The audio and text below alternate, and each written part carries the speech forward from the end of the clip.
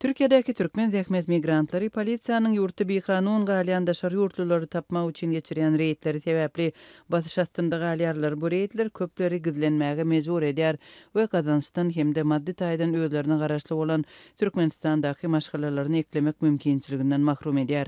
Türkmenistanyň gözleriçe möňraýatynyň köpüsi Türkiýede bekanun ýaşaýar we işleýär, olaryň käbiriniň dokumentlary hem kadar edäl. Türkiýede daşary ýurtly migrantlara garşy häzirki reýtler ýygyderli dowam edýär.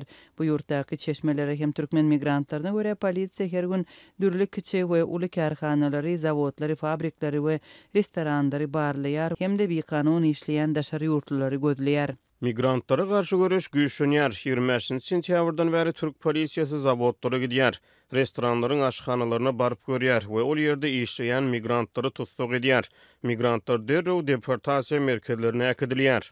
Dip İstanbul'daki çeşmelerin biri 1. oktyabrda gurrun verdi. Türkiye'deki Türkmen raýatlary häzirki wagtda öz ýaşaýan ýerlerindäki köçelerde öz watandaşlaryny görmegen gaty kyndygyny aýdýarlar. Ýurtda ýaşamaga resmi ruhsady bolmadyk migrantlar gizlenýärler we işleseler de muny gaty gizlin edýärler. Türkiýede zähmet çeken Türkmenistanyň raýatlarynyň köpüsi bekanun galýar. Türkiýanyň migrasiýa gullugynyň habaryna görä, ýurtda 200 000 goly türkmen raýaty kanun esasda ýaşaýar. Türkiýanyň migrasiýa gullugynyň şu ýylyň 14 sentýabrynda çap eden maglumatyna görä, bu ýurtda Türkmenistanyň 198 000den gowrak raýaty kanun esasda bolýar. Deňeşdirmek üçin geçen ýylyň sentyabr aýynda ýurtda hasap alynan türkmen raýatlarynyň sany 230 000den gowrakdy. Türkiýede ýaşaýan türkmen raýatlarynyň hakyky sany bolsa has köp adam hukuklaryny goraýjylaryň hem gararsyz çeşmeleriň maglumatlaryna görä, Türkiýedäki türkmen raýatlarynyň sany 1 million adama ýetip biler. Türkiýe 15 ýyllap türkmen raýatlarynyň köpçülik bolup baran ýurdudy. Bu ýurda wizasyz giriş geçen ýylyň sentyabr aýynda ýatyrylypdy. Daşary ýurtlar babatynda migrasiýa düzgünleriniň güýçlendirilmegi Türkmenistanyň raýatlarynyň Türkiýede galmagyny gasam çalşanlaşdyrdy.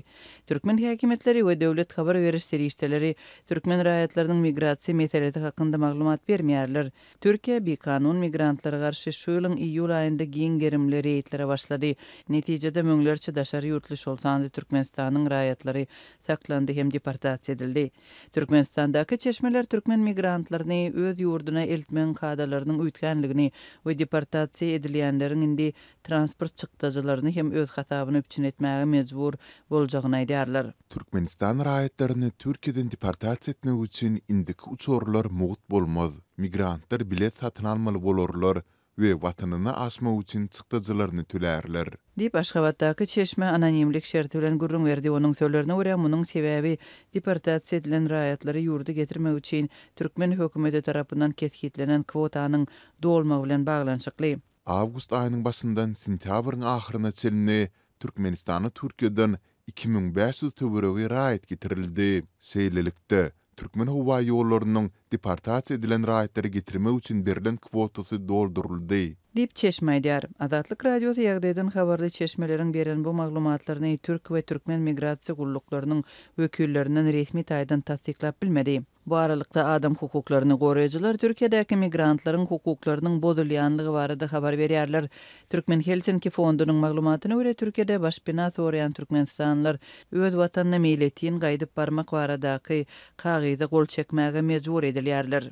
Deportasiýa merkezlerinde saklanyan adamları zor bilen ýurduna uğratmak meselesi 19 sentyabrda İstanbul'da Türk adam hukuklaryny goraýjylaryň hem aklawçylarynyň ýygnagynda hem aralanyp maslahatlaşyldy.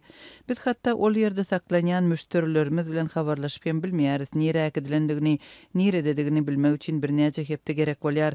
Tuzla deportasiýa merkezine barýarys, şol ýerde müşterilerimiziň bardygyny bilýäris, hem ol ýerde onuň Konya äkidilendigini aýdýarlar. Ol ýere baranmazda onuň Van şäherine iwerilendigini aýdýarlar. Köplenç müşterilerimiziň aklawçylara garaşman deportasiýa edilýänligini hem bilýäris diýip Türkmen Helsinki fondy Türk aklawçysy Gülden Sönmeýäze çetirlýär.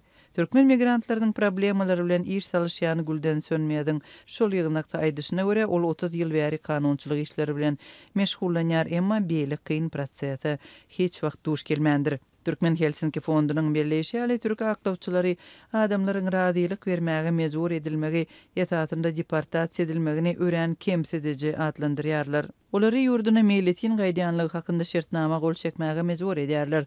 Hatda haýsydyr bir jinayet bilen baglanşykly bolmadyk adamlar hem jinayet edenler ýaly deportasiýa edilýär. Biz deportasiya merkezlerinde öz canını kast edişlik wakalary barada da eşdýäris. Ýöne muny tasdiklap bilmeýäris.